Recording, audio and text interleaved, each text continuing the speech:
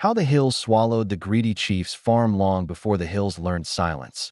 There was a chief named Kolagby, a man whose shadow arrived before he did.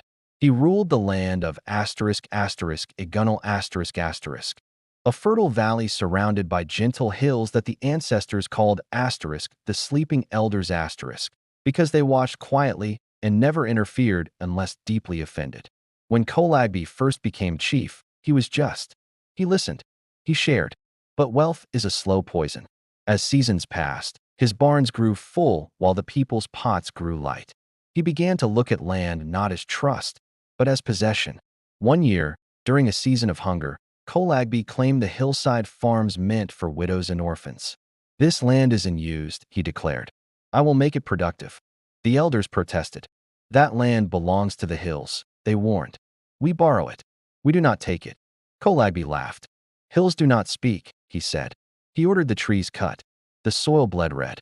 Drums were beaten in protest, but the chief's guards silenced them.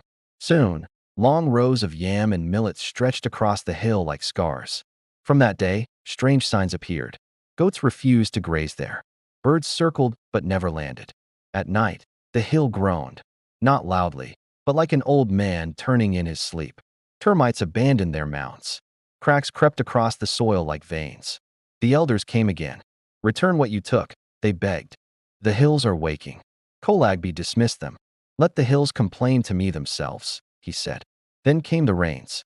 They fell heavy, without pause, drumming the earth night and day. On the third night, thunder rolled low and slow, like a warning spoken too late. The hills shuddered.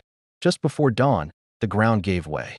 The earth moved, not violently, but deliberately. The farm slid downward, carrying crops, fences, and the chief's newly built storehouse with it. Soil folded over soil. Trees bent, then vanished. By sunrise, where the farm had been, there was only smooth earth, as if the land had closed its mouth. Kolagby ran to the hill screaming, "My wealth! My land!" The elders stood behind him in silence. "You did not lose land," one elder said softly. "You returned it." From that day, Kolagby was no longer called chief. He lived the rest of his years in a small hut, planting where he was allowed, never climbing the hills again. And the people of Igunal learned a lesson the hills wrote without ink. Land is patient, but it is not powerless.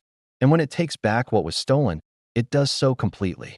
Even now, when the rains come hard, elders tell children to listen closely. Because sometimes, beneath the sound of water, you can still hear the hills remembering.